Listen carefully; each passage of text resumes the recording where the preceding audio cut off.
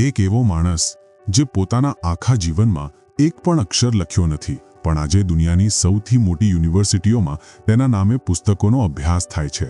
એક એવો સામાન્ય દેખાતો માણસ, ના કોઈ રાજા, ના કોઈ સેનાપતિ, તો પણ 2500 વર્ષ પછી પણ દુનિયાના સૌથી મહાન વિચારકોમાં તેનું નામ સૌથી ઉપર લેવામાં આવે છે.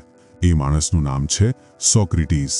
એક એવું નામ જે દર્શન અને જ્ઞાનનો પર્યાય બની ગયું છે. આવો આજે આપણે તેમની આ હૃદયસ્પર્શી કથા સાંભળીએ. હેલો દોસ્તો, સ્વાગત છે પુસ્તક પરિચય ચેનલ પર, જ્યાં આપણે તમારા માટે દરરોજ એક નવી અને પ્રેરણાદાયી ઓડિયો બુક લાવીએ છીએ. તો સબસ્ક્રાઇબ કરો અને સાંભળો આજની આ ખાસ ઓડિયો બુક. આ ઓડિયો બુક દોસ્તો થોડી લાંબી થવાની છે, કારણ કે સોક્રેટીસનું જીવન અને તેમના વિચારોને કેટલાક મિનિટોમાં સમેટવું એ સમુદ્રને એક ગ્લાસમાં ભરવા જેવું છે. તો મારી તમને વિનંતી છે કે આ વિડીયોને પહેલાં ક્યાંક શેર કરી દો અથવા સેવ કરી લો, જેથી તમે તેને આરામથી અંતરાલ લઈને સાંભળી શકો. દરેક અધ્યાય તમને એક નવી ઊંડાઈમાં લઈ જશે. તો ચાલો પોતાની ખુરશીની સીટ બેલ્ટ બાંધી લો અને મારી સાથે ચાલો આજથી લગભગ 2500 વર્ષ પહેલાંના એથેન્સની ગલીઓમાં, અને મળીએ તે મહાન માણસથી જેમણે કહ્યું હતું કે એક અનપરખી જિંદગી જીવવા લાયક નથી. અધ્યાય નંબર 1. એ રહસ્યમય માણસ સોક્રેટીસ.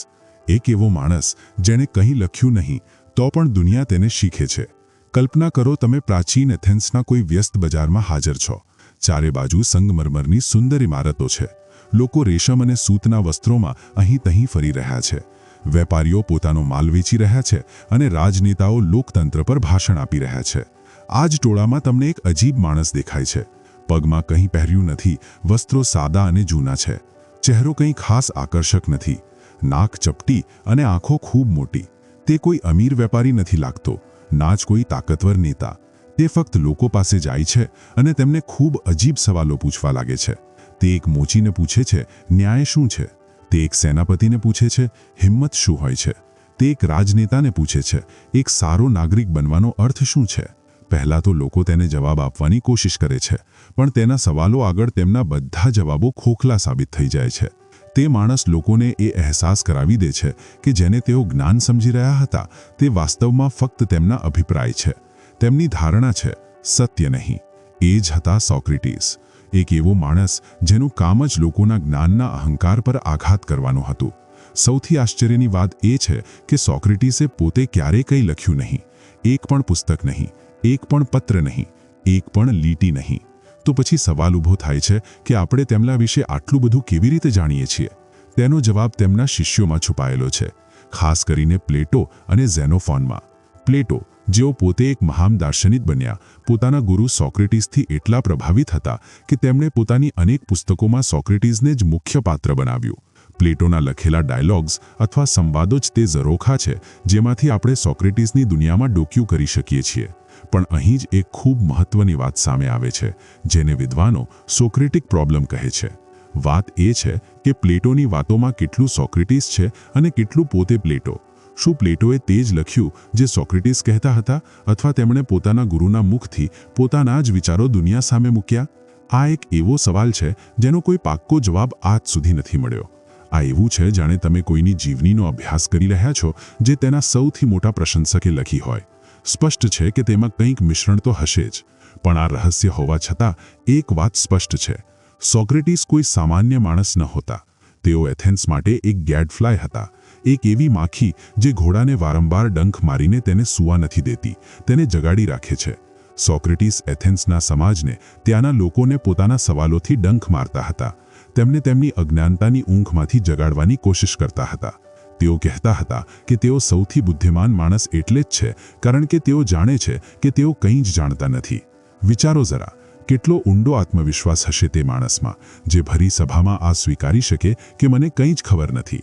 આજના સમયમાં જ્યાં દરેક વ્યક્તિ પોતાને ખાસ સાબિત કરવામાં લાગેલો છે, સોક્રેટીસનો આ ફિલોસોફી એક ખૂબ મહત્વની શીખ આપે છે. તેઓ જ્ઞાન આપવાનો દાવો નહોતા કરતા, પરંતુ તેઓ કહેતા હતા કે તેઓ એક દાઈ જેવા છે જે બાળકને જન્મ નથી આપતી પણ જન્મ આપવામાં મદદ કરે છે. સોક્રેટીસ પણ લોકોના મનમાં હાજર વિચારોને, સત્યને ફક્ત બહાર કાઢવામાં મદદ કરતા હતા, પોતાના સવાલો દ્વારા. તેમની આ આદત, તેમનો આ રીત મોટા જ્ઞાનીઓ અને નેતાઓને ખૂંચવા લાગી હતી. જ્યારે કોઈ વ્યક્તિ તમારા વર્ષો જૂના વિશ્વાસો પર સવાલ ઊભા કરે છે, તો ગુસ્સો આવવો સ્વાભાવિક છે. સોક્રેટીસ એ જ કરી રહ્યા હતા. તેઓ કોઈને નીચું બતાવવા માટે સવાલો નહોતા પૂછતા. તેમનો હેતુ તો ફક્ત સત્યની શોધ કરવાનો હતો, એક સામૂહિક શોધ. તેઓ યુવાનોમાં ખૂબ લોકપ્રિય હતા. એથેન્સના નવયુવાનો તેમની પાછળ ફરતા હતા, એ જોવા માટે કે કેવી રીતે સોક્રેટીસ પોતાના સવાલોથી મોટા લોકોની બોલતી બંધ કરી દે છે. આ યુવાનો માટે એક મનોરંજન જેવું હતું, પણ એથેન્સના શક્તિશાળી લોકો માટે આ એક ખતરો બની ગયો હતો. તેમને લાગ્યું કે સોક્રેટીસ યુવાનોને ઉશ્કેરી રહ્યા છે, તેમને પરંપરાઓ અને દેવતાઓની વિરુદ્ધ કરી રહ્યા છે. તેમને પોતાની સત્તાનો પાયો હાલતો દેખાવા લાગ્યો હતો. એક સામાન્ય દેખાતો, વગર કોઈ પદ અને પૈસાવાળો માણસ, ફક્ત પોતાના મન અને પોતાની જીભના દમ પર આખા એથેન્સ માટે એક પડકાર બની ગયો હતો. તો આખરે એથેન્સના આ સામાન્ય દેખાતા માણસમાં એવું શું ખાસ હતું કે તેના મિત્રો અને દુશ્મનો બંને તેને ભૂલી નહોતા શકતા? અને શા માટે તેમના પોતાના શહેરના લોકો તેમને એટલી નફરત કરવા લાગ્યા કે તેમને મોતની સજા સુનાવી દીધી? આ સવાલોના જવાબ જાણવા માટે આપણે ચાલવું પડશે તે સમયના એથેન્સની ગલીઓમાં. તે વાતાવરણને સમજવું પડશે જેમાં સોક્રેટીસ શ્વાસ લઈ રહ્યા હતા. આખરે એ શું કારણ હતું જેણે એક દાર્શનિકને અપરાધી બનાવી દીધો? આ બધા રહસ્યોમાંથી પડદો ઉઠાવવા માટે તમારે મારી સાથે આગલા અધ્યાય સુધી ચાલવું પડશે. ચાલો શરૂ કરીએ આગલો અધ્યાય, જ્યાં આપણે તે શહેરની કથા જાણીશું જેણે સોક્રેટીસને બનાવ્યો પણ અને મિટાવ્યો પણ. અધ્યાય નંબર 2, સોક્રેટીસનું એથેન્સ. એ શહેર જેણે સોક્રેટીસને બનાવ્યો અને પછી તે જ તેને ઝહેર આપી દીધું. દરેક મહાન કથા પાછળ તેના સમય અને સમાજનો એક મુખ્ય હાથ હોય છે. સોક્રેટીસને સમજવા માટે આપણે તે એથેન્સને સમજવું પડશે જેમાં તેઓ જીવ્યા. આ કોઈ સામાન્ય સમય નહોતો દોસ્તો. આ એથેન્સનો સુવર્ણ યુગ હતો, the golden age of Athens. Pericles જેવા નેતાઓના નેતૃત્વમાં એથેન્સ કળા, સંસ્કૃતિ, વાસ્તુકળા અને લોકતંત્રનું કેન્દ્ર બની ચૂક્યું હતું. પાર્થેનોન જેવી શાનદાર ઇમારતો બની રહી હતી. સોફોક્લિસ જેવા નાટકકાર પોતાના સૌથી સારા નાટકો લખી રહ્યા હતા. અને ઇતિહાસમાં પહેલીવાર એવી વ્યવસ્થા બની રહી હતી જ્યાં સામાન્ય નાગરિક પણ રાજકારણમાં ભાગ લઈ શકે. લોકતંત્ર એટલે ડેમોક્રેસીનો જન્મ અહીં જ થયો હતો. આ એવું વાતાવરણ હતું જ્યાં નવા વિચારોને જગ્યા આપવામાં આવતી હતી, જ્યાં ચર્ચા અને તર્ક વિતર્કને આદર મળતો હતો. આ જ ખુલ્લા વાતાવરણે સોક્રેટીસ જેવા વિચારકને ખીલવાની તક આપી. જો એથેન્સ એક બંધ સમાજ હોત તો કદાચ સોક્રેટીસને પોતાની વાત કહેવાની તક જ ન મળી હોત. પણ દરેક સિક્કાની એક બીજી બાજુ પણ હોય છે. એથેન્સનો આ સુવર્ણ યુગ હંમેશા એવો નહોતો રહ્યો. સોક્રેટીસના જીવનમાં એથેન્સે એક ખૂબ વિનાશકારી યુદ્ધ પણ જોયું, જેને પેલોપોનેશિયન વોર કહેવામાં આવે છે. આ યુદ્ધ એથેન્સ અને તેના દુશ્મન શહેર સ્પાર્ટા વચ્ચે ઘણા દાયકાઓ સુધી ચાલ્યું. આ યુદ્ધે એથેન્સને ખરાબ રીતે બરબાદ કરી દીધું. તેની સંપત્તિ ખતમ થઈ ગઈ, હજારો નાગરિકો માર્યા ગયા, અને એક સમય એવો પણ આવ્યો જ્યારે એથેન્સમાં લોકતંત્રને હટાવીને તાનાશાહી સ્થાપિત કરી દેવામાં આવી, જેને 30 તાનાશાહોનું શાસન કહેવામાં આવે છે. જો કે આ તાનાશાહી વધુ દિવસો નહોતી ચાલી અને લોકતંત્ર પાછું આવી ગયું. પણ એથેન્સના લોકોનો આત્મવિશ્વાસ ખરાબ રીતે હલી ચૂક્યો હતો. તેઓ હવે અસુરક્ષિત અનુભવવા લાગ્યા હતા. એક હાર અને અનિશ્ચિતતાનું વાતાવરણ હતું. અને આવા વાતાવરણમાં લોકો ઘણીવાર નવા અને પડકારજનક વિચારોથી ડરવા લાગે છે. તે કોઈ એવી વ્યક્તિને સહન નથી કરી શકતા જે તેમની બાકી રહેલી માન્યતાઓ પર પણ સવાલ ઊભા કરે. સોક્રેટીસ ઠીક એ જ કરી રહ્યા હતા, અને તેમનો સમય હવે બદલાઈ ચૂક્યો હતો. આ જ સમયમાં એથેન્સમાં બીજી પ્રકારના શિક્ષકો ખૂબ લોકપ્રિય થઈ રહ્યા હતા. તેમને સોફિસ્ટ કહેવામાં આવતા હતા. સોફિસ્ટ એ પેશેવર શિક્ષકો હતા જે પૈસા લઈને લોકોને ભાષણ આપવાની કળા એટલે રેટોરિક શીખવતા હતા. તેમનું માનવું હતું કે કોઈ એક પરમ સત્ય નથી હોતું. સત્ય એ જ છે જેને તમે તર્કથી સાબિત કરી દો. તેઓ પોતાના વિદ્યાર્થીઓને શીખવતા હતા કે કોઈ પણ ચર્ચા કેવી રીતે જીતવી, પછી તે સાચી હોય કે ખોટી. તેમના માટે જ્ઞાન એક વેચાણની વસ્તુ હતી. હવે તમે વિચારો, એક તરફ આ સોફિસ્ટ હતા જે પૈસા લઈને જીતવાનું શીખવતા હતા, અને બીજી તરફ હતા સોક્રેટીસ જે કહેતા હતા કે મને કંઈ ખબર નથી, અને તેઓ કોઈની પાસેથી એક પૈસો પણ નહોતા લેતા. સોક્રેટીસ માટે જ્ઞાન કોઈ વેચાણની વસ્તુ નહોતી, પણ તે એક આધ્યાત્મિક શોધ હતી. આત્માને વધુ સારી બનાવવાનો એક માર્ગ હતો. આ સોફિસ્ટ અને સોક્રેટીસ વચ્ચે એક સીધી વૈચારિક ટક્કર હતી. સોક્રેટીસ ઘણીવાર આ સોફિસ્ટોને જાહેરમાં પડકાર આપતા હતા. તેઓ તેમની પાસે જઈને તેમને જ પૂછવા લાગતા કે જ્ઞાન શું છે અથવા ન્યાય શું છે, અને પોતાના સવાલોની શ્રૃંખલાથી આ સાબિત કરી દેતા કે આ સોફિસ્ટ જે પોતાને જ્ઞાની કહે છે વાસ્તવમાં કેટલા ખોખલા છે. આથી સોફિસ્ટોની પ્રતિષ્ઠાને ખૂબ ધક્કો લાગતો હતો. તેમની દુકાનદારી ખતરામાં આવી જતી હતી. તેઓ સોક્રેટીસથી ચીડાવા લાગ્યા, તેમને પોતાનો દુશ્મન માનવા લાગ્યા. સોક્રેટીસે આ સોફિસ્ટોના જ્ઞાનના ફુગ્ગાઓમાં પોતાના સવાલોની સોય ખૂંચવાનું શરૂ કરી દીધું હતું. તેઓ લોકો પાસેથી પૈસા નહોતા લેતા, પણ તેઓ તેમની પાસેથી એવું કંઈક છીનવી રહ્યા હતા જે પૈસાથી પણ કિંમતી હતું, તેમના ખોટા જ્ઞાનનો અહંકાર. અને આ જ ટક્કર આગળ જઈને એક મોટા તોફાનનું રૂપ લેવાની હતી. એથેન્સનો સમાજ જે પહેલા ખુલ્લો હતો, હવે યુદ્ધ અને હાર પછી શંકાશીલ બની ગયો હતો. તેને સોક્રેટિસની આ હરકતો હવે શહેરની વ્યવસ્થા પર એક હુમલો જેવી લાગવા લાગી હતી. એથેન્સે સોક્રેટિસને એ મંચ આપ્યો જ્યાં તેઓ પોતાની ફિલોસોફીને જીવી શકે, લોકો સાથે વાત કરી શકે, ચર્ચા કરી શકે. પણ જ્યારે એથેન્સ પોતે મુશ્કેલીમાં આવ્યું તો તે જ તેના સૌથી અનોખા પુત્રને શંકાની નજરે જોવા લાગ્યું. શહેરને લાગ્યું કે સોક્રેટિસની વાતો યુવાનોને ગેરમાર્ગે દોરી રહી છે, તેમને પરંપરાઓથી દૂર કરી રહી છે. તેઓ ભૂલી ગયા કે સવાલ કરવો જ તો લોકતંત્રની આત્મા હોય છે. પણ સોક્રેટિસ આ કેવી રીતે કરતા હતા? તે કયો માર્ગ હતો જેનાથી તેઓ મોટા જ્ઞાનીઓને, સેનાપતિઓને, રાજનેતાઓને થોડા સવાલોમાં જ નિરુત્તર કરી દેતા હતા? આખરી તેમના સવાલોમાં એવો શું જાદુ હતો? આ જાદુને, આ રીતને દુનિયા આજે સોક્રેટિક મેથડના નામથી જાણે છે. અને આ રીત શું છે, આ કેવી રીતે કામ કરે છે, આ જાણીશું આપણે આગલા અધ્યાયમાં, જ્યારે આપણે વાત કરીશું સોક્રેટિસના સૌથી શક્તિશાળી હથિયારની. અધ્યાય નંબર 3, સોક્રેટિક મેથડ, સવાલોના જાળમાંથી સત્ય કાઢવાની કળા.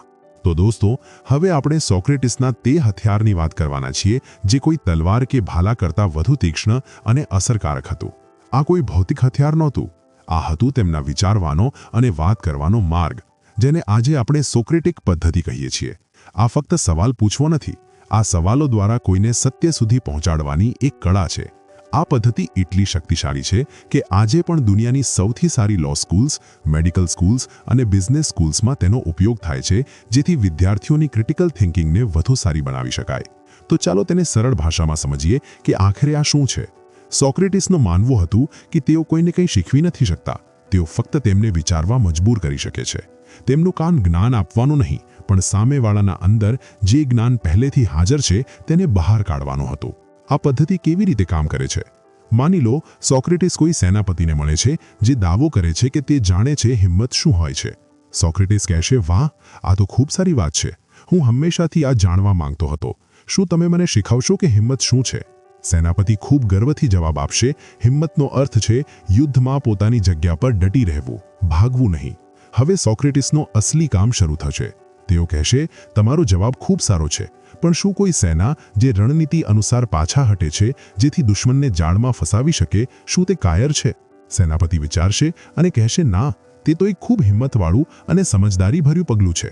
હવે સોક્રેટિસ કહેશે, તો તેનો અર્થ એ કે હિંમત ફક્ત ડટી રહેવું નથી, ક્યારેક પાછા હટવું પણ હિંમત હોઈ શકે છે. તો પછી હિંમત શું છે? હવે સેનાપતિ મૂંઝવણમાં આવી જશે. તે કોઈ બીજી વ્યાખ્યા આપશે અને સોક્રેટિસ ફરી તેમાંથી કોઈ વિરોધાભાસ કાઢીને એક બીજો સવાલ પૂછશે. આ સિલસિલો ત્યાં સુધી ચાલશે જ્યાં સુધી સેનાપતિ પોતે આ સ્વીકાર ના કરે કે જેને તે હિંમતની પક્કી વ્યાખ્યા સમજી રહ્યો હતો તે વાસ્તવમાં અધૂરી હતી અને તેને પોતાને પણ બરાબર ખબર નથી કે હિંમત શું છે. આ જ પ્રક્રિયાને એલેન્કસ કહેવામાં આવે છે, જેનો અર્થ છે તપાસ કે ખંડન. સોક્રેટિસનો હેતુ સેનાપતિને બેઇજ્જત કરવાનો નહોતો, તેમનો હેતુ હતો તેને તેની અજ્ઞાનતાનો બોધ કરાવવો. કારણ કે સોક્રેટિસ માનતા હતા કે જ્ઞાનની યાત્રાનું પહેલું પગલું જ આ સ્વીકાર કરવું છે કે હું જાણતો નથી. જ્યારે તમે આ સ્વીકાર કરો છો ત્યારે જ તમે સાચે જ કંઈક શીખવા માટે તૈયાર થાઓ છો. જ્યાં સુધી તમને લાગે છે કે તમને બધું ખબર છે, ત્યાં સુધી તમારા મનના દરવાજા નવી વસ્તુઓ માટે બંધ રહે છે. સોક્રેટિસ પોતાના સવાલોની ચાવીથી આ જ બંધ દરવાજા ખોલવાની કોશિશ કરતા હતા. આ મેથડના બે મુખ્ય તબક્કા છે. પહેલો છે વિનાશકારી તબક્કો અથવા ડિસ્ટ્રક્ટિવ ફેઝ, જેમાં સોક્રેટિસ સવાલો દ્વારા સામેવાળાના ખોટા વિશ્વાસો અને અધૂરી વ્યાખ્યાઓને તોડે છે, જેમ તેમણે સેનાપતિ સાથે કર્યું. આ કંઈક કષ્ટદાયક હોઈ શકે છે કારણ કે કોઈના અહંકારને આઘાત લાગે છે, પણ તે પછી આવે છે રચનાત્મક તબક્કો અથવા કન્સ્ટ્રક્ટિવ ફેઝ. જ્યારે એકવાર વ્યક્તિ સ્વીકાર કરે કે તેને ખબર નથી, ત્યારે સોક્રેટિસ તેની સાથે મળીને સત્યની શોધ શરૂ કરે છે. હવે તે દુશ્મન નહીં પણ એક રસ્તાના સાથી બની જાય છે. હવે તેઓ બંને મળીને આ શોધવાની કોશિશ કરે છે કે હિંમતનો અસલી અર્થ શું હોઈ શકે છે. કદાચ હિંમત ફક્ત યુદ્ધના મેદાનમાં નહીં પણ રોજિંદા જીવનમાં પણ હોય છે. કદાચ સત્ય બોલવા માટે પણ હિંમત જોઈએ, ખોટાનો વિરોધ કરવા માટે પણ હિંમત જોઈએ. આ રીતે ચર્ચા એક વ્યક્તિગત દાવાથી શરૂ થઈને એક સાર્વત્રિક સત્યની શોધ સુધી પહોંચે છે. તમે આ રીતનો ઉપયોગ પોતાના જીવનમાં પણ કરી શકો છો. આગલી વાર જ્યારે તમારા મનમાં કોઈ મજબૂત અભિપ્રાય આવે, જેમ કે પૈસા જ બધું છે અથવા સફળતાનો અર્થ એક સારી નોકરી છે, તો એક ક્ષણ રોકાઈને પોતાની જાતને સોક્રેટિસવાળા સવાલો પૂછો. શું સાચે જ પૈસા જ બધું છે? શું પ્રેમ, આરોગ્ય, શાંતિની કોઈ કિંમત નથી? શું કોઈ એવો માણસ હોઈ શકે જેની પાસે ખૂબ પૈસા હોય પણ તે દુઃખી હોય? શું કોઈ એવો માણસ હોઈ શકે જેની પાસે ઓછા પૈસા હોય પણ તે ખૂબ ખુશ હોય? જ્યારે તમે પોતાની જાતને આ સવાલો પૂછશો તો તમને ખ્યાલ આવશે કે તમારી શરૂઆતનો અભિપ્રાય કેટલી સરળ અને અધૂરી હતી. તમે પોતાની જાતને વધુ સારી રીતે સમજી શકશો. એ જ છે સોક્રેટિક મેથડનો જાદુ. આ તમને બહારની દુનિયા સાથે જ તમારી પોતાની અંદરની દુનિયાની યાત્રા કરાવે છે. પણ સોક્રેટિસ ફક્ત પદ્ધતિઓ સુધી જ મર્યાદિત નહોતા. તેમણે આ પદ્ધતિનો ઉપયોગ જીવનના સૌથી મુખ્ય સવાલનો જવાબ શોધવા માટે કર્યો. તે સવાલ શું હતો? તે હતો એક સારી જિંદગી શું છે? અને આ જ શોધમાં તેમણે એવું એક વાક્ય કહ્યું જે આજે પણ અમર છે: The unexamined life is not worth living. આ એક વાક્યમાં કેટલું ઊંડું રહસ્ય છુપાયેલું છે. શા માટે એક અનપરખી જિંદગી જીવવા લાયક નથી? આ ઊંડા સવાલના સમુદ્રમાં ડૂબકી લગાવવા માટે તમારે આગલા અધ્યાયની રાહ જોવી પડશે. અધ્યાય નંબર 4, અનએક્ઝામિન્ડ લાઈફ. શું તમે સાચે જ તમારી જિંદગી જીવી રહ્યા છો? The unexamined life is not worth living for a human being. એટલે એક માણસ માટે એક અસ્પષ્ટ જિંદગી જીવવા લાયક નથી. આ ફક્ત એક વાક્ય નથી દોસ્તો. આ સોક્રેટિસના આખા દર્શનનો નિચોડ છે. તેમની જિંદગીનો સાર છે. આ તે શબ્દો છે જે તેમણે પોતાના મોતના કેસ દરમિયાન કહ્યા હતા, જ્યારે તેમને પોતાનો જીવ બચાવવા માટે ચૂપ રહેવાની તક આપવામાં આવી હતી. તેમણે મોતને પસંદ કરવું વધુ સારું સમજ્યું તેના કરતાં એવી જિંદગી જીવવાની જેમાં તેઓ સવાલ ન કરી શકે, જેમાં તેઓ સત્યની શોધ ન કરી શકે. તો આખરે તેનો અર્થ શું છે? એક એક્ઝામિન્ડ લાઈફ અથવા સ્પષ્ટ જિંદગી શું હોય છે? ચાલો આ ઊંડા વિચારની પરતોને એક એક કરીને ખોલીએ. એક અસ્પષ્ટ જિંદગી જીવવાનો અર્થ છે એક ઓટોપાઇલટ મોડ પર જિંદગી જીવવી. સવારે ઉઠવું, કામ પર જવું, ખાવું, સૂવું અને આ જ ચક્ર રોજ દોહરાવવું. વગર એક ક્ષણ રોકાય તે વિચાર્યા વગર કે હું આ બધું શા માટે કરી રહ્યો છું? મારા જીવનનો હેતુ શું છે? શું હું ખુશ છું? મારા મૂલ્યો શું છે? શું હું એક સારો માણસ બની રહ્યો છું? આ એવી જિંદગી છે જેમાં આપણે સમાજ, કુટુંબ અથવા મિત્રો દ્વારા આપેલા નિયમો અને ધારણાઓ પર ફક્ત ચાલતા રહીએ છીએ, તેમની તપાસ કર્યા વગર. આપણે એ જ નોકરી કરીએ છીએ જે આપણને સુરક્ષિત લાગે છે. આપણે એ જ પરંપરાઓને માનીએ છીએ જે આપણને શીખવવામાં આવી છે. આપણે એ જ વસ્તુઓની પાછળ દોડીએ છીએ જેની પાછળ બધા દોડે છે: પૈસા, પ્રસિદ્ધિ, તાકાત. આવી જિંદગીમાં આપણે એક માણસની જેમ નહીં પણ એક મશીનની જેમ કામ કરી રહ્યા હોઈએ છીએ. આપણે જીવતો રહ્યા હોઈએ પણ આપણે જાગૃત નથી હોતા. સોક્રેટિસના મતે માણસ અને પ્રાણી વચ્ચેનો સૌથી મુખ્ય તફાવત એ જ છે કે માણસ પાસે તર્ક અને આત્મચેતનાની ક્ષમતા છે. આપણે પોતાની જાતથી સવાલો પૂછી શકીએ છીએ. આપણે પોતાના વિચારો પર વિચાર કરી શકીએ છીએ. અને જો આપણે આ ક્ષમતાનો ઉપયોગ નથી કરી રહ્યા તો આપણે પોતાના માણસ હોવાની સૌથી મુખ્ય ખાસિયતને વેડફી રહ્યા છીએ. એક જાંચી હુઈ જિંદગી જીવવાનો અર્થ છે પોતાની આત્માની કાળજી લેવી. સોક્રેટિસ માટે શરીર અને સંપત્તિ કરતાં વધુ મહત્વની આત્મા હતી. અને આત્માની કાળજી કેવી રીતે થાય છે? પોતાના વિચારો, પોતાની ઈચ્છાઓ, પોતાના કર્મોની રોજની તપાસ કરીને. આ એ પોતાની જાતને પૂછવા જેવું છે કે આજે મેં જે કર્યું શું તે સાચું હતું? આજે મેં જે વિચાર્યું શું તે નેક હતું? શું હું મારા ડર અને મારી લાલસાઓનો ગુલામ તો નથી બની રહ્યો? આ એક પ્રકારનું મેન્ટલ અને સ્પિરિચ્યુઅલ ઓડિટ છે. વિચારો, આપણે પોતાના વાહનની સર્વિસિંગ કરાવીએ છીએ, પોતાના શરીરનું મેડિકલ ચેકઅપ કરાવીએ છીએ, પણ આપણે પોતાની આત્મા, પોતાના મનની સર્વિસિંગ કેટલી વાર કરાવીએ છીએ? સોક્રેટિસ આપણને એ જ કરવા માટે કહી રહ્યા છે. આ પ્રક્રિયા સરળ નથી. જ્યારે તમે પોતાની જિંદગીને પરખવા લાગો છો તો તમને ઘણી એવી વસ્તુઓ મળે છે જે તમને પસંદ નથી આવતી. તમને તમારી કમજોરીઓ દેખાય છે, તમારા ડર દેખાય છે, તમારી ભૂલો દેખાય છે. આ આઈનામાં પોતાની જાતને વગર કોઈ મેકઅપના જોવા જેવું છે. આ અસહજ હોઈ શકે છે. કદાચ એટલે જ મોટા ભાગના લોકો એક અનપરખી જિંદગી જીવવાનું પસંદ કરે છે, કારણ કે તેઓ આ અસહજ સત્યનો સામનો નથી કરવા માંગતા. પણ સોક્રેટિસ કહે છે કે આ જ પ્રક્રિયામાંથી પસાર થઈને જ તમે એક વધુ સારી, વધુ ગુણવાન અને વધુ સાચી જિંદગી જીવી શકો છો. જ્યાં સુધી તમે પોતાની બીમારીને જાણશો નહીં ત્યાં સુધી તમે તેનો ઈલાજ કેવી રીતે કરશો? તો તમે પોતાની જિંદગીને કેવી રીતે પરખી શકો છો? તેની શરૂઆત નાના નાના સવાલોથી થાય છે. તમે જે પણ કામ કરો છો પોતાની જાતને પૂછો, હું આ શા માટે કરી રહ્યો છું? તમે જે વસ્તુઓમાં વિશ્વાસ કરો છો પોતાની જાતને પૂછો, શું મારી પાસે આ વિશ્વાસનો કોઈ મજબૂત આધાર છે અથવા મેં તેને ફક્ત માની લીધો છે?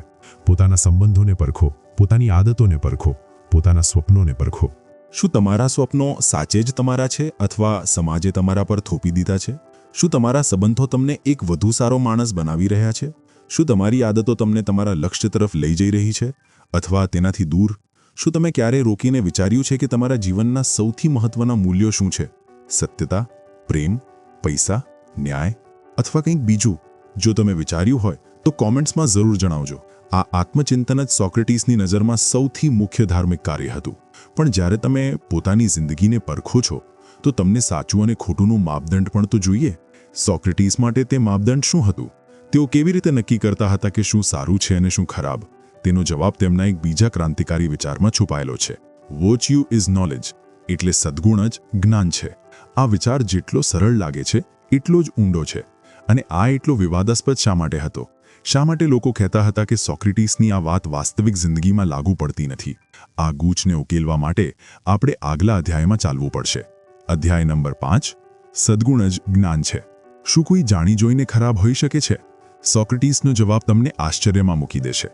હવે આપણે સોક્રેટીસના એક એવા વિચાર પર આવ્યા છીએ જે કદાચ તેમનો સૌથી વધુ ચર્ચા ઉઠાવનાર અને સૌથી વધુ ખોટી રીતે સમજાતો વિચાર છે. આ વિચાર છે વર્ચ્યુ ઇઝ નોલેજ અને તેની ઉલટી vice or evil is ignorance, એટલે સદ્ગુણ જ જ્ઞાન છે અને દુર્ગુણ અથવા બુરાઈ અજ્ઞાનતા છે.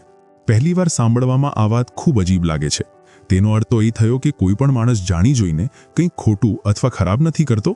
તે જે પણ ખોટું કરે છે તે ફક્ત એટલે જ કરે છે કારણ કે તેને ખબર નથી કે સાચું શું છે.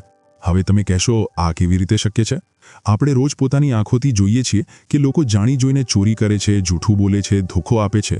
તેમને ખબર હોય છે કે તેઓ ખોટું કરી રહ્યા છે તો પણ તેઓ કરે છે. તો શું સોક્રેટીસ ખોટા હતા અથવા આપણે તેમને આ જ્ઞાન શબ્દનો અર્થ જ ખોટો સમજી રહ્યા છીએ? ચાલો આ રહસ્ય પરથી પડદો ઉઠાવીએ. જ્યારે સોક્રેટીસ જ્ઞાન અથવા નોલેજ શબ્દનો ઉપયોગ કરે છે તો તેમનો અર્થ ફક્ત પુસ્તકી માહિતી અથવા તથ્યોને રટી લેવું નથી. આજની ભાષામાં આપણે જેને ઇન્ફોર્મેશન કહીએ છીએ, સોક્રેટીસ માટે તે જ્ઞાન નહોતું. તેમના માટે જ્ઞાનનો અર્થ હતો કોઈ વસ્તુને તેની સંપૂર્ણતામાં, તેની ઊંડાઈમાં સમજવી. એક સાચો અને ઊંડો બોધ. ઉદાહરણ તરીકે, એક ધૂમ્રપાન કરનારને આ ઇન્ફોર્મેશન હોય છે કે સિગરેટ પીવી આરોગ્ય માટે હાનિકારક છે. પેકેટ પર લખેલું પણ હોય છે. પણ શું તેને તેનું સાચું જ્ઞાન છે? સોક્રેટીસના મતે ના. કારણ કે જો તેને સાચે જ પોતાની આત્માની ઊંડાઈથી આ જ્ઞાન થઈ જાય કે ધૂમ્રપાન તેના શરીરને, તેની જિંદગીને, તેના કુટુંબને કેવી રીતે બરબાદ કરી રહ્યું છે, તો તે ક્યારેય ધૂમ્રપાન કરી જ ન શકે. તેનું જ્ઞાન એટલું શક્તિશાળી હોત કે તે તેની ખોટી ઈચ્છા પર વિજય મેળવી લેત. તો જ્યારે કોઈ વ્યક્તિ આ જાણતા હોવા છતાં ધૂમ્રપાન કરે છે કે આ ખરાબ છે, તો સોક્રેટીસ કહેશે કે તે વાસ્તવમાં જાણતો નથી. તેનું જ્ઞાન સપાટીનો છે, ઊંડું નથી. સોક્રેટીસનું માનવું હતું કે દરેક માણસ પોતાની આત્માના સ્તરે હંમેશા પોતાના માટે સારું જ ઈચ્છે છે. દરેક વ્યક્તિ ખુશ રહેવા માંગે છે, આનંદમાં રહેવા માંગે છે. કોઈ પણ જાણી જોઈને પોતાના માટે દુઃખ અથવા વેદના નથી પસંદ કરતું. જ્યારે કોઈ વ્યક્તિ ચોરી કરે છે તો તે ચોરી કરવાના ખરાબ પરિણામોને જોતો નથી. તે ક્ષણે ફક્ત ચોરીથી મળનારા કેટલાક પૈસા અથવા સામાનને જ પોતાની સારાઈ અથવા ખુશી સમજી બેસે છે. તે અજ્ઞાની છે. તેને આ દેખાતું નથી કે આ નાની ખુશીના બદલામાં તે પોતાની ઈમાનદારી, પોતાની ઇજ્જત, પોતાના મનની શાંતિ અને પકડાઈ જવા પર પોતાની આઝાદી ગુમાવી રહ્યો છે, જે કે ઘણી વધુ મહત્વની અને સ્થાયી ખુશીઓ છે. તો તેણે પોતાના માટે એક ખરાબ સોદો કર્યો, કારણ કે તે અજ્ઞાની હતો.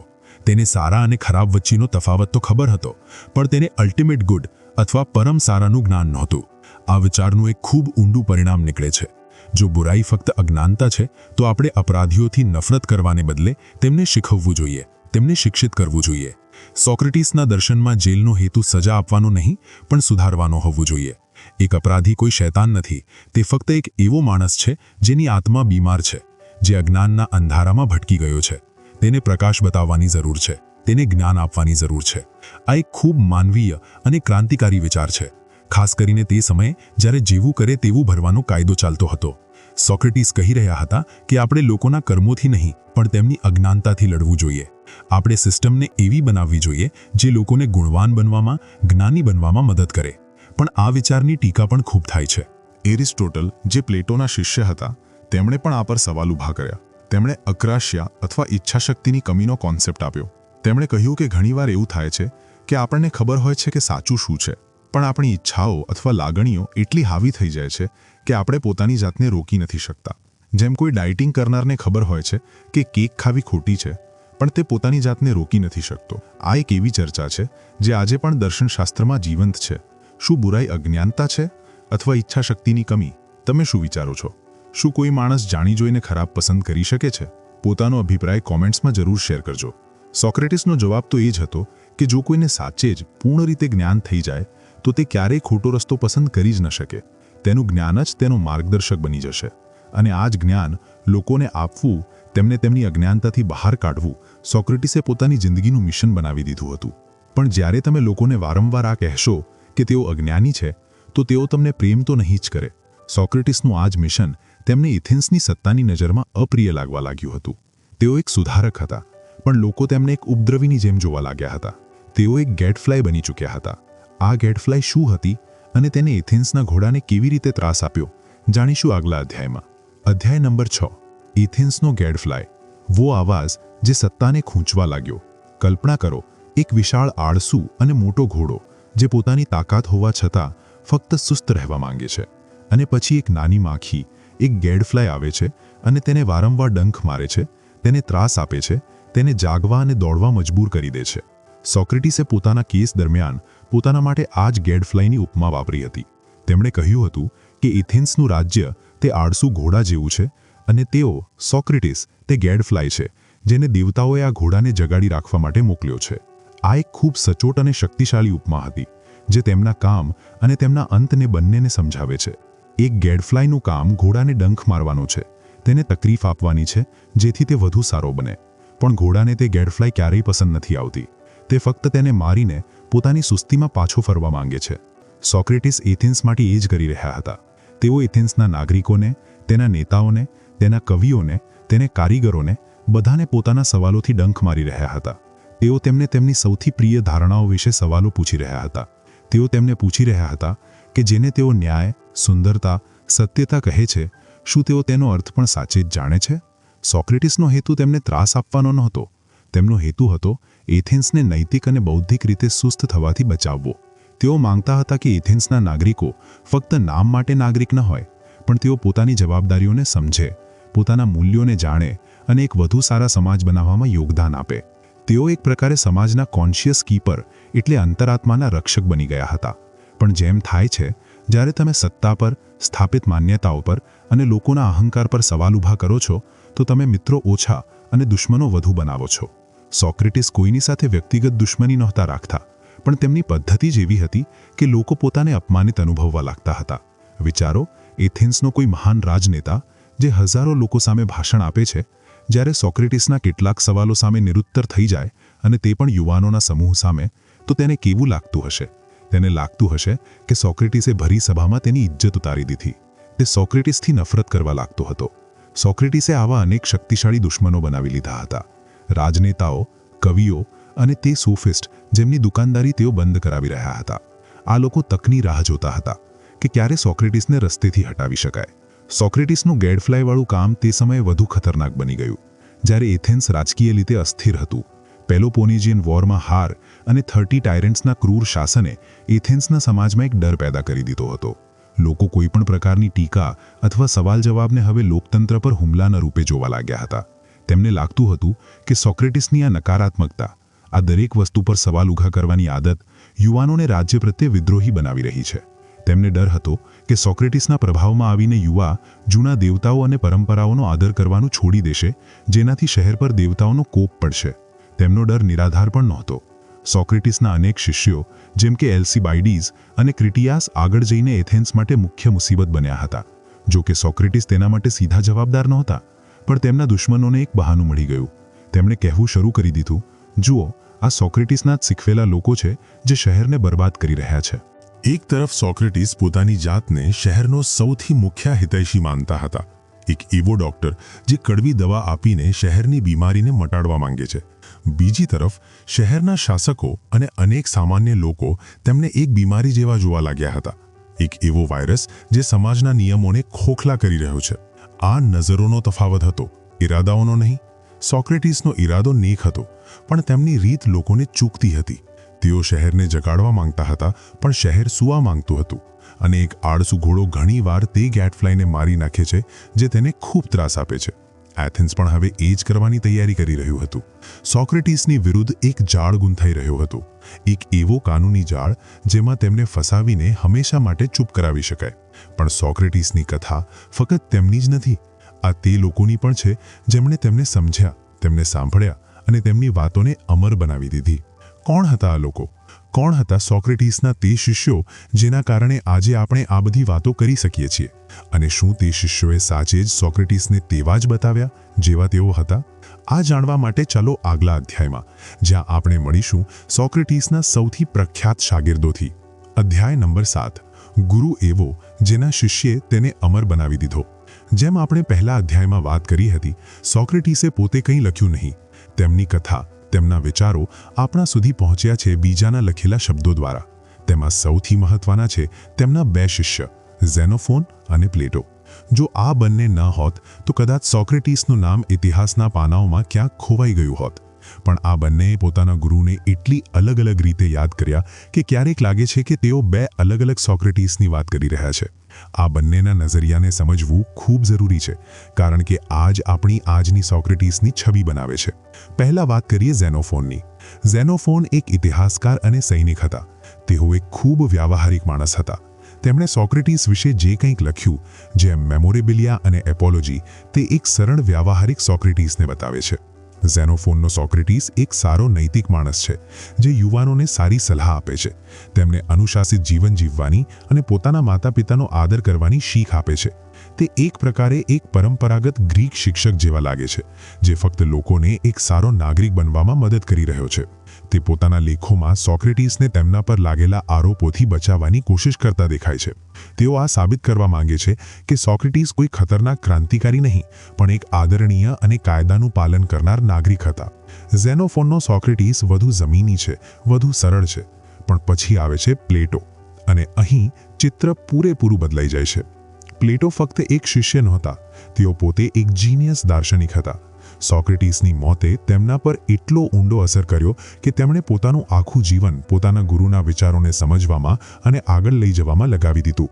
પ્લેટોએ પોતાની મોટાભાગની પુસ્તકો ડાયલોગ્સ અથવા સંવાદની શૈલીમાં લખી, અને આ બધા સંવાદોનો હીરો એક જ છે, સોક્રેટીસ. પ્લેટોનો સોક્રેટીસ ફક્ત એક નૈતિક ઉપદેશક નથી, તેઓ એક મહાન મેટાફિઝિશિયન છે. એક એવો દાર્શનિક જે આત્માની અમરતા, ન્યાયના અસલી સ્વરૂપ અને ફોર્મ્સના સિદ્ધાંત જેવી ઊંડી અને જટિલ વાતો પર ચર્ચા કરે છે.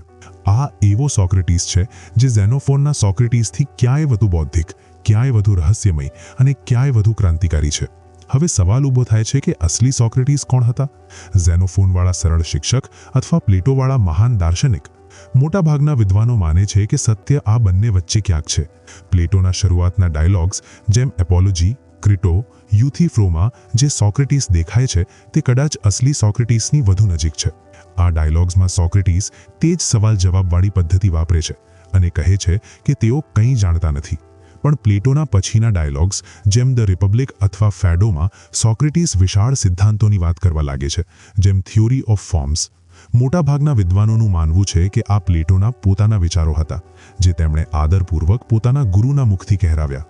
તો શું પ્લેટોએ આપણને ધોકો આપ્યો? ના, એવું કહેવું ખોટું થશે. પ્લેટોએ સોક્રેટીસના બીજને લઈને તેને એક વિશાળ વૃક્ષ બનાવી દીધું. તેમણે સોક્રેટીસના સવાલ પૂછવાની ભાવનાને લીધી અને તેને એક પૂરા દાર્શનિક સિસ્ટમમાં બદલી દીધી. સોક્રેટીસે જે સવાલ ઊભા કર્યા હતા, પ્લેટોએ તેમના જવાબ આપવાની કોશિશ કરી. સોક્રેટીસે દરવાજો બતાવ્યો હતો, પ્લેટો તે દરવાજાની અંદર ચાલ્યા ગયા. પ્લેટો વગર સોક્રેટીસ કદાચ એક રસપ્રદ પણ સામાન્ય ઐતિહાસિક વ્યક્તિ બનીને રહી જાત. પ્લેટોએ જ તેમને એ દાર્શનિક કદ આપ્યું જેનાથી તેઓ આજે જાણીતા છે. તેમણે પોતાના ગુરુને જ જ્ઞાનની દુનિયામાં અમર બનાવી દીધા. આ ગુરુ શિષ્યની એક અનોખી કથા છે, જ્યાં શિષ્યની મહાનતાએ ગુરુની વિરાસતને હંમેશા માટે સુરક્ષિત કરી લીધી. પણ પ્લેટો માટે આ બધું કરવાની પ્રેરણા ક્યાંથી આવી? આ આવી તે ત્રાસદીમાંથી, તે અન્યાયમાંથી જે તેમના ગુરુ સાથે થયો હતો. એથેન્સના લોકતંત્રે પોતાના જ સૌથી મહાન દાર્શનિક સાથે શું કર્યું?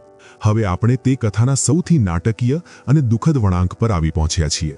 સોક્રેટીસનો મુકદ્દમો. ઇતિહાસનો તે મુકદ્દમો જ્યાં સત્ય પોતે કટઘરામાં ઊભું હતું. સોક્રેટીસ પર શું આરોપ હતા અને તેમણે પોતાની સફાઈમાં શું કહ્યું? આ જાણવા માટે તમારે મારી સાથે આગલા અધ્યાયમાં ચાલવું જ પડશે. અધ્યાય નંબર 8. ઇતિહાસનો તે મુકદ્દમો જ્યાં સત્ય પોતે કટઘરામાં ઊભું હતું. વર્ષ હતું 399 ઈસા પૂર્વ. એથેન્સનો એક ખચાખચ ભરેલો કોર્ટરૂમ. 500 નાગરિકોની એક જ્યુરી બેઠેલી છે, જે જજ પણ છે અને ચુકાદો આપનારી પણ. અને કટઘરામાં ઊભો છે 70 વર્ષનો એક વૃદ્ધ માણસ. એ જ ખુલ્લા પગ, એ જ સાદા વસ્ત્રો. તે માણસ છે સોક્રેટીસ. આ કોઈ સામાન્ય મુકદ્દમો નહોતો દોસ્તો. આ ઇતિહાસનો તે ક્ષણ હતો જ્યાં એક શહેર પોતાના જ વિવેક પર, પોતાની જાતમાં પર મુકદ્દમો ચલાવી રહ્યું હતું. આ તે ક્ષણ હતો જ્યારે દર્શન અને સત્તા સામસામે ઊભા હતા. અને આ મુકદ્દમાનો પરિણામ પશ્ચિમી સભ્યતાની આખી વિચારધારાને હંમેશા માટે બદલી નાખવાનો હતો. તો ચાલો તે કોર્ટરૂમમાં ચાલીએ અને જોઈએ કે આખરે શું થયું હતું. સોક્રેટીસ પર મુખ્યત્વે 2 આરોપ લગાવવામાં આવ્યા હતા, જે એક મેલિટસ નામના યુવાને દાખલ કર્યા હતા. પહેલો આરોપ હતો અસેબિયા, એટલે અધાર્મિકતાનો.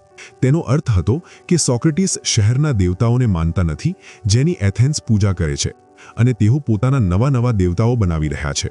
આ એક ખૂબ ગંભીર આરોપ હતો, કારણ કે પ્રાચીન ગ્રીસમાં દેવતાઓનો અપમાન આખા શહેર માટે દુર્ભાગ્ય લાવી શકતો હતો, એવું માનવામાં આવતું હતું. બીજો આરોપ વધુ ખતરનાક હતો, યુવાનોને ભ્રષ્ટ કરવાનો. આરોપ લગાવનારાઓનું કહેવું હતું કે સોક્રેટીસ પોતાની વાતોથી, પોતાના સવાલોથી એથેન્સના નવયુવાનોને તેમના માતાપિતા, સમાજ અને રાજ્ય વિરુદ્ધ ઉશ્કેરી રહ્યા છે.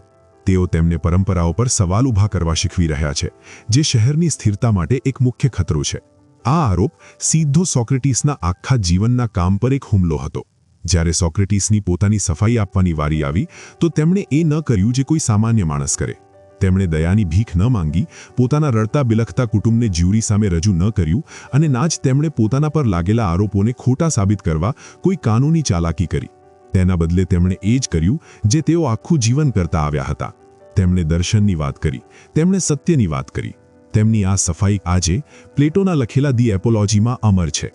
એપોલોજીનો અર્થ માફી માંગવી નથી. તેનો ગ્રીકમાં અર્થ છે પોતાનો પક્ષ મૂકવો અથવા ડિફેન્સ સ્પીચ. અને સોક્રેટીસે જે પક્ષ મૂક્યો તે કોઈ પણ રીતે બચાવનો નહીં, પણ પડકારનો હતો.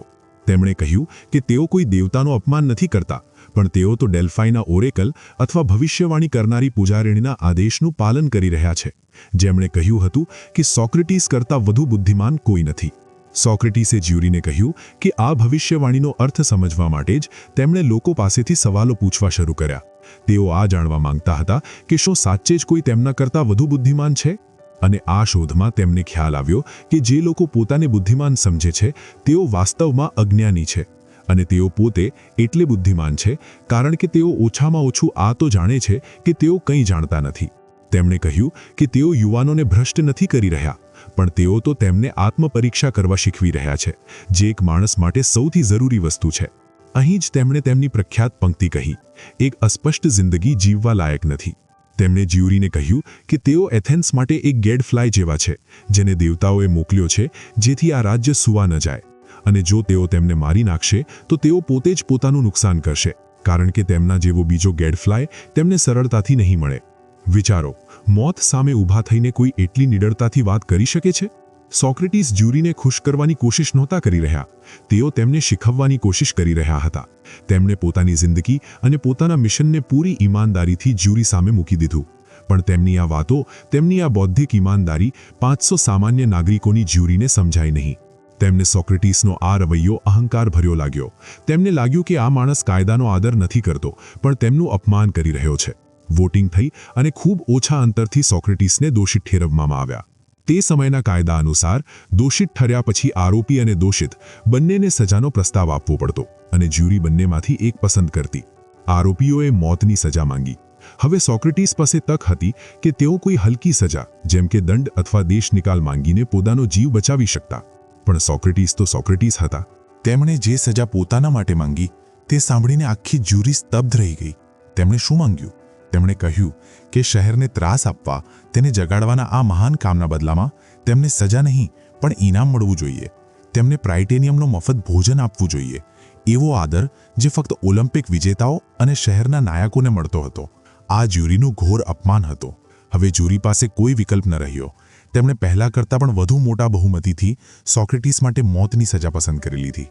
એક એવો દાર્શનિક જે જિંદગીભર જ્ઞાન અને સદ્ગુણની વાત કરતો રહ્યો, તેને તેના જ શહેરે ઝેરનો પ્યાલો પીવડાવવાનો હુકમ સુનાવી દીધો. પણ કથા અહીં ખતમ નથી થતી. સજા સાંભળવામાં આવી અને સજા અમલમાં મૂકવામાં આવી, તે વચ્ચે લગભગ 1 મહિનાનો સમય હતો. આ 1 મહિનામાં શું થયું? શું સોક્રેટીસે ભાગવાની કોશિશ કરી? મોતની એટલી નજીક આવીને તેમના શું વિચારો હતા? આ અંતિમ અને સૌથી હૃદયસ્પર્શી યાત્રા માટે ચાલો આગલા અધ્યાયમાં. અધ્યાય નંબર 9. મોત સામે પણ જેમણે સિદ્ધાંતોનો સાથ ન છોડ્યો. ચુકાદો સાંભળવી દેવામાં આવ્યો હતો. સોક્રેટીસ એથેન્સનો તે ગેડફ્લાય હવે એક અપરાધી હતા જેમને મોતની સજા મળી હતી. તેમને જેલમાં ધકેલી દેવામાં આવ્યા જેથી તેઓ પોતાની મૃત્યુની રાહ જોઈ શકે. તેમને જે મોત આપવાનું હતું તે હતું હેમલોક નામના એક ઝેરી છોડનો રસ પીવડાવીને. આ કોઈ ઝડપી અને કષ્ટદાયક મૃત્યુ નહોતી, પણ શરીરને ધીમે ધીમે શૂન્ય કરી દેતી મૃત્યુ હતી. પણ સજા મળી અને સજા અમલમાં મૂકવી તે વચ્ચે 1 મહિનાનું અંતર હતું. એવું એટલે થયું કારણ કે એથેન્સથી એક પવિત્ર વહાણ ડેલોસ ટાપુની યાત્રાએ ગયું હતું અને જ્યાં સુધી તે વહાણ પાછું ન આવે ત્યાં સુધી શહેરમાં કોઈને પણ મૃત્યુદંડ ન આપી શકાતો. આ 1 મહિનામાં સોક્રેટીસે જેલમાં પોતાનો સમય કેવી રીતે વિતાવ્યો? આ તેમની જિંદગીનો કદાચ સૌથી મહત્વનો સમય હતો, જ્યાં તેમના શબ્દો નહીં પણ તેમના કર્મો તેમના દર્શનની સૌથી મુખ્ય પરીક્ષા આપી રહ્યા હતા. એક સવારે સૂર્ય ઉગતા પહેલા સોક્રેટીસનો એક ખૂબ અમીર અને જૂનો મિત્ર ક્રીટો ચૂપચાપ તેમની કોઠરીમાં આવ્યો. ક્રીટોએ બધી તૈયારી કરી લીધી હતી. તેમણે જેલના રક્ષકોને લાંચ આપી દીધી હતી અને એક વહાણની પણ વ્યવસ્થા કરી લીધી હતી જે સોક્રેટીસને એથેન્સથી દૂર કોઈ બીજા શહેરમાં લઈ જઈ શકે. ક્રીટોએ સોક્રેટીસને ભાગી જવાની મિન્નતો કરી. તેમણે અનેક દલીલો આપી. તેમણે કહ્યું, સોક્રેટીસ, જો તમે મરી ગયા તો હું મારો સૌથી સારો મિત્ર ગુમાવીશ. લોકો કહેશે કે હું કેવો મિત્ર છું જે પૈસા ખર્ચીને પણ પોતાના મિત્રને ન બચાવી શક્યો. તમારા બાળકો અનાથ થઈ જશે. તેમની કાળજી કોણ લેશે? અને સૌથી મુખ્ય વાત, તમે પોતાના દુશ્મનોને સફળ થવા દઈ રહ્યા છો. તેઓ તો ઈચ્છે જ છે કે તમે મરી જાઓ. ક્રીટોની વાતો ખૂબ ભાવુક અને તર્કસંગત હતી. કોઈ પણ સામાન્ય માણસ કદાચ તેની વાત માનીને ભાગી જાત, પણ સોક્રેટીસે જે જવાબ આપ્યો તે તેમના ચરિત્ર અને તેમના દર્શનની અસલી મિસાલ છે. આ આખો સંવાદ પ્લેટોએ ક્રીટો નામના પોતાના ડાયલોગમાં લખ્યો છે. સોક્રેટીસે ક્રીટોને કહ્યું, મારા પ્યારા ક્રીટો, તારી ચિંતા જાયજ છે, પણ આપણે લાગણીઓમાં વહીને નિર્ણય નથી લેવો. આપણે તર્કથી વિચારવું પડે કે સાચું કામ શું છે. સોક્રેટીસે ક્રીટોને કહ્યું, જરા વિચાર, જો હું અહીંથી ભાગી જાઉં તો હું શું સંદેશો આપીશ? હું આખી જિંદગી ન્યાય અને કાયદાઓનો આદર કરવાની વાત કરતો રહ્યો. એથેન્સના કાયદાઓએ મને જન્મ આપ્યો, મને ઉછેર્યો, મને શિક્ષણ આપ્યો, મને લગ્ન કરવાનો અધિકાર આપ્યો. મેં આ જ શહેરમાં રહેવાનું પસંદ કર્યું, તેના કાયદાઓ હેઠળ જીવવાનો એક અઘોષિત કરાર કર્યો. આજે જ્યારે તે જ કાયદાઓ મારી વિરુદ્ધ ચુકાદો સંભળાવે છે, ભલે તે ચુકાદો ખોટો હોય, તો શું મારે તેમને તોડીને ભાગી જવું જોઈએ? સોક્રેટીસે એક ખૂબ શક્તિશાળી કલ્પના કરી. તેમણે કહ્યું, વિચાર ક્રીટો, જો આપણે ભાગી રહ્યા હોઈએ અને શહેરના કાયદાઓ પોતે એક માણસ બનીને આપણી સામે આવી જાય અને આપણને પૂછે, સોક્રેટીસ, તમે આ શું કરી રહ્યા છો? શું તમે આપણને તે કાયદાઓને નાશ કરવાની કોશિશ કરી રહ્યા છો જેમણે તમને બનાવ્યા છે? શું એક નાગરિકને આ અધિકાર છે કે તે રાજ્યના નિર્ણયોને જ્યારે ઈચ્છે ત્યારે માને અને જ્યારે ઈચ્છે ત્યારે તોડી નાખે? એવું કરવાથી તો આખું રાજ્ય જ ધરાશાયી થઈ જશે. ત્યારે આપણે તેમને શું જવાબ આપીશું ક્રીટો? સોક્રેટીસે સમજાવ્યું કે અન્યાયનો જવાબ અન્યાયથી આપવો સાચો નથી.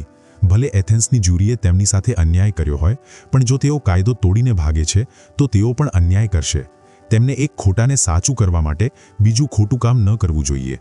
તેમણે કહ્યું કે તેમણે પોતાની જિંદગી સિદ્ધાંતો પર જીવી છે અને હવે મોત સામે તેઓ પોતાના સિદ્ધાંતોને છોડી ન શકે. તેમણે ક્રીટોને શાંતિથી પોતાનો નિર્ણય સ્વીકાર કરવા મનાવી લીધા. અને પછી તે દિવસ આવ્યો. તેમના મિત્રો જેલમાં તેમની આસપાસ ભેગા થયા હતા, દુઃખી અને રડતા હતા, પણ સોક્રેટીસ બિલકુલ શાંત હતા, જાણે તેઓ કોઈ ઉત્સવની તૈયારી કરી રહ્યા હોય. તેમણે પોતાના મિત્રો સાથે આત્માની અમરતા પર, મૃત્યુ પછીના જીવન પર એક લાંબો દાર્શનિક સંવાદ કર્યો. તેમણે સમજાવ્યું કે એક દાર્શનિકને મોતથી ડરવું ન જોઈએ, કારણ કે મોત તો ફક્ત આત્માને શરીરના બંધનમાંથી મુક્તિ છે. તેમણે કહ્યું કે તેઓ ખુશી ખુશી આ યાત્રાએ જઈ રહ્યા છે. જ્યારે જેલર હેમલોકનો પ્યાલો લઈને આવ્યો તો તે પણ રડતો હતો. તેમણે કહ્યું કે સોક્રેટીસ તે બધા કેદીઓમાં સૌથી નેક, સૌથી શાંત અને સૌથી સારા માણસ હતા જેમને તે ક્યારે મળ્યો હતો. સોક્રેટીસે શાંતિથી પ્યાલો લીધો અને વગર કોઈ અચકાયા એક જ ઘૂંટડે પી ગયા. તેમણે પોતાના મિત્રોને શાંત રહેવા કહ્યું. ધીમે ધીમે ઝેરની અસર તેમના પગથી ઉપર તરફ ફેલાવા લાગી. તેમનું શરીર ઠંડુ અને નિષ્ક્રિય થતું જઈ રહ્યું હતું. પોતાના આખરી ક્ષણોમાં તેમણે ક્રીટોને કહ્યું, ક્રીટો, આપણે એસ્ક્લેપિયસનો એક કોકરો દેવાના છીએ. તે ચૂકવવાનું ભૂલતો નહીં. એસ્ક્લેપિયસ આરોગ્ય અને ચિકિત્સાના દેવતા હતા. લોકો બીમાર થાય તો તેમની પાસે માનતા માંગતા અને સાજા થાય તો તેમને એક કૂકરો અર્પણ કરતા. સોક્રેટીસના આ આખરી શબ્દોનો શું અર્થ હતો?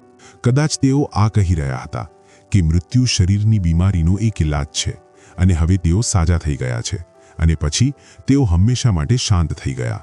એક માણસ મરી ગયો, પણ એક વિચાર અમર થઈ ગયો. સોક્રેટીસની મોત તેમની જિંદગી કરતાં પણ વધુ પ્રભાવશાળી સાબિત થઈ. પણ કેવી રીતે? 2500 વર્ષ પછી પણ આપણે સોક્રેટીસને શા માટે યાદ કરીએ છીએ? તેમની વિરાસત શું છે? આ જાણીશું આ ઓડિયો બુકના છેલ્લા અધ્યાયમાં. અધ્યાય નંબર 10. સોક્રેટીસની વિરાસત, જે મર્યો નહીં, આજે પણ તમારા અને મારા અંદર જીવંત છે. સોક્રેટીસને મરેલા લગભગ 2500 વર્ષ થઈ ચૂક્યા છે. એથેન્સનો તે સુવર્ણ યુગ હવે ઇતિહાસના પુસ્તકોમાં સમાઈ ગયો છે. સંગેમરમરની તે ઇમારતો હવે ખંડેર બની ચૂકી છે.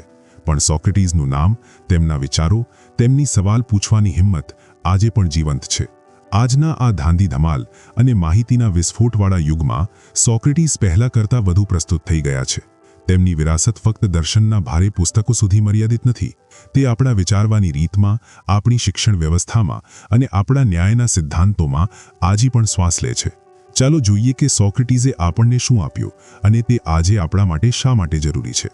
સોક્રેટીસની સૌથી મુખ્ય વિરાસત છે ક્રિટિકલ થિંકિંગ, એટલે આલોચનાત્મક વિચારધારાની પરંપરા.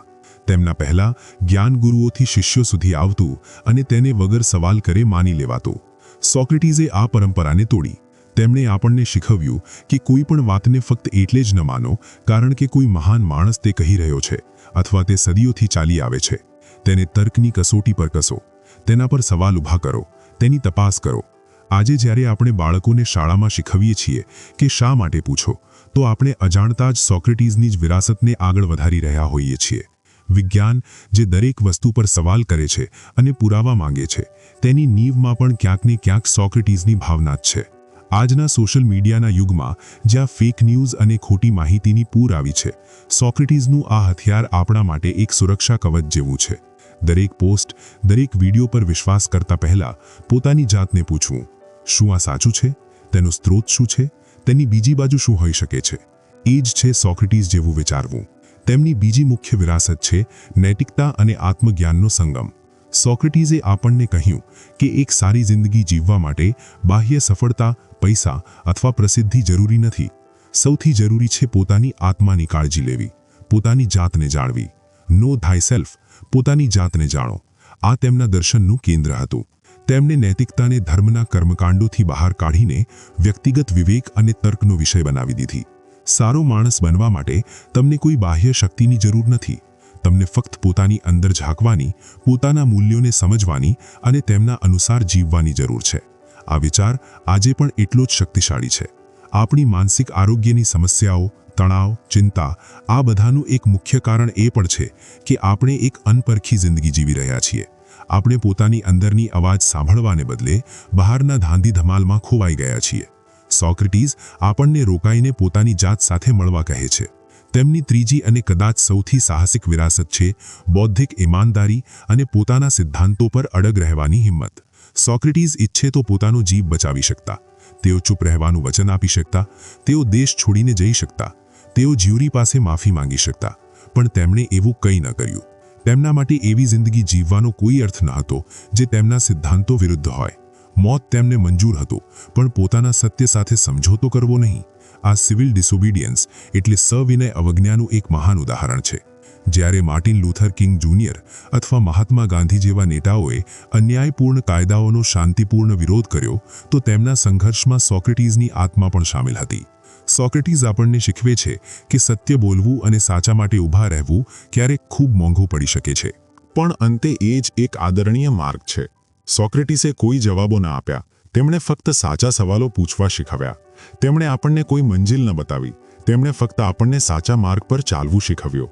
તેઓ એક શિક્ષક નહીં, એક પ્રેરક હતા. તેઓ આજે પણ જીવંત છે. જ્યારે પણ કોઈ પત્રકાર સત્તાથી મુશ્કેલ સવાલો પૂછે છે, જ્યારે પણ કોઈ વૈજ્ઞાનિક કોઈ જૂની થિયરીને પડકાર આપે છે, જ્યારે પણ કોઈ મિત્ર તમને પૂછે, યાર શું તું સાચે જ ખુશ છે? અને જ્યારે પણ તમે રાત્રે સૂવા પહેલા એક ક્ષણ રોકાઈને પોતાના દિવસ વિશે વિચારો છો, સોક્રેટીસ કોઈ માણસ નથી, એક વિચાર બની ગયા, એક રીત બની ગયા, એક એવી મશાલ જે આપણને અજ્ઞાનના અંધકારમાંથી જ્ઞાનના પ્રકાશ તરફ ચાલવાનો માર્ગ બતાવે છે. સોક્રેટીસની કથા અહીં ખત્મ થાય છે, પણ તમારી પોતાની જિંદગીની પરીક્ષાની કથા અહીંથી જ શરૂ થઈ શકે છે. હવે આખરે નિષ્કર્ષ, પોતાની અંદરના સોક્રેટીસને કેવી રીતે જગાડવો? તો દોસ્તો, આ લાંબી અને ઊંડી યાત્રાના અંતે આપણે આવી પહોંચ્યા છીએ. આપણે સોક્રેટિસ સાથે પ્રાચીન એથેન્સની ગલીઓમાં ફર્યા, તેમના સવાલોની તીક્ષ્ણતાનો અહેસાસ કર્યો, તેમના મુકદ્દમાના તણાવને જીવ્યો અને તેમની શાંત મૃત્યુના સાક્ષી બન્યા. હવે સવાલ ઊભો થાય છે કે આખી કથામાંથી, આ મહાન દાર્શનિકની જિંદગીમાંથી આપણે પોતાના માટે શું લઈ જઈ શકીએ? આપણે આજની આ વ્યસ્તતાથી ભરેલી જિંદગીમાં પોતાની અંદરના સોક્રેટિસને કેવી રીતે જગાડી શકીએ? તેનો જવાબ કોઈ જટિલ દર્શનમાં નહીં, પણ કેટલાક સરળ સિદ્ધાંતોને પોતાની આદત બનાવવામાં છુપાયેલો છે. સૌથી પહેલી અને જરૂરી વાત છે, સવાલ પૂછવાની આદત પાડો. ફક્ત બીજાઓથી નહીં, પણ સૌથી વધુ પોતાની જાતથી. હું આ શા માટે કરી રહ્યો છું? હું આ પર શા માટે વિશ્વાસ કરું છું? શું આ કરવાનો કોઈ બીજો વધુ સારો માર્ગ છે? જ્યારે તમે સવાલ પૂછવા લાગો છો, તો તમે એક નિષ્ક્રિય ગ્રાહકથી એક સક્રિય વિચારક બની જાઓ છો. તમે વસ્તુઓને એમ જ સ્વીકાર કરવાનું બંધ કરી દો છો, જેમ તે દેખાય છે, અને તેમની ઊંડાઈમાં ઉતરવાની કોશિશ કરો છો.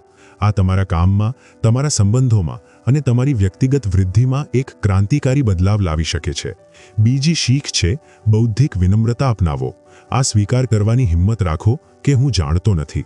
આજની દુનિયામાં જ્યાં દરેક વ્યક્તિ એક્સપર્ટ બનવા માંગે છે, આ કહેવું ખૂબ મુશ્કેલ છે, પણ એ જ જ્ઞાનનું પહેલું દ્વાર છે. જ્યારે તમે સ્વીકાર કરો છો કે તમે જાણતા નથી, ત્યારે જ તમે શીખવા માટે તૈયાર થાઓ છો. પોતાનાથી અલગ વિચાર રાખનારાઓને દુશ્મન ન સમજો, તેમને એક તક તરીકે જુઓ, કંઈક નવું શીખવાની તક.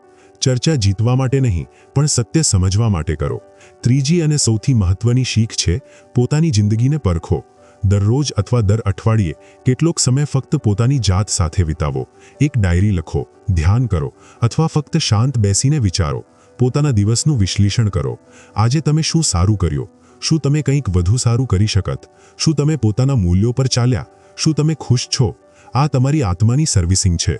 જેમ તમે પોતાના વાહનને ઠીક રાખો છો, જેથી તે લાંબુ ચાલે, તેમજ પોતાની આત્માને પણ પરખતા રહો, જેથી તમારી જિંદગી સાર્થક અને દિશાયુક્ત બને. અને આખરે પોતાના સિદ્ધાંતો પર અડગ રહો, ખાસ કરીને જ્યારે એવું કરવું મુશ્કેલ હોય. સોક્રેટિસની કથા આપણને શીખવે છે કે આરામ અને સુવિધા કરતાં વધુ મહત્વનું આત્મસન્માન અને સત્ય છે. પોતાની જિંદગીમાં તે મૂલ્યોને ઓળખો જેમની સાથે તમે કોઈ સમજોતો ન કરી શકો. તે તમારી સત્યતા, તમારી ઈમાનદારી અથવા તમારો ન્યાયનો ભાવ હોઈ શકે છે. અને જ્યારે પણ પરીક્ષાનો સમય આવે, તો યાદ રાખજો કે એક સિદ્ધાંતવિહીન જિંદગી એક અણપરખી જિંદગી જેવી જ જીવવા લાયક નથી. સોક્રેટિસ બનવું સરળ નથી. તેના માટે સાહસ, અનુશાસન અને સતત પ્રયત્નની જરૂર પડે છે. પણ આ એવી યાત્રા છે જે તમને એક ટોળાનો ભાગ બનવાથી બચાવીને એક જાગૃત અને જવાબદાર માણસ બનાવે છે. આ તમને એવી જિંદગી જીવવાની તક આપે છે જે ઊંડી, સાર્થક અને પૂરેપૂરી તમારી પોતાની હોય. આ લાંબી યાત્રામાં આપણી સાથે બન્યા રહેવા બદલ તમારો ખૂબ ખૂબ આભાર. આપણે સોક્રેટિસના જીવન દ્વારા જાણ્યું કે કેવી રીતે સવાલ પૂછવાની કળા, એક સ્પષ્ટ જિંદગી અને સદ્ગુણની સમજણ આપણને એક વધુ સારો માણસ બનાવી શકે છે. આપણે શીખ્યા કે સત્ય માટે ઊભા રહેવાની શું કિંમત હોય છે અને તેનું શું મહત્વ છે. જો સોક્રેટિસની આ વિડીયોએ તમારા હૃદય અને મનમાં કોઈ પણ સવાલ જગાડ્યો હોય, તો આ વિડીયોને લાઇક જરૂર કરજો. આપણને કોમેન્ટ્સમાં જણાવજો કે સોક્રેટિસની કઈ વાત તમને સૌથી વધુ પ્રેરણા આપે છે.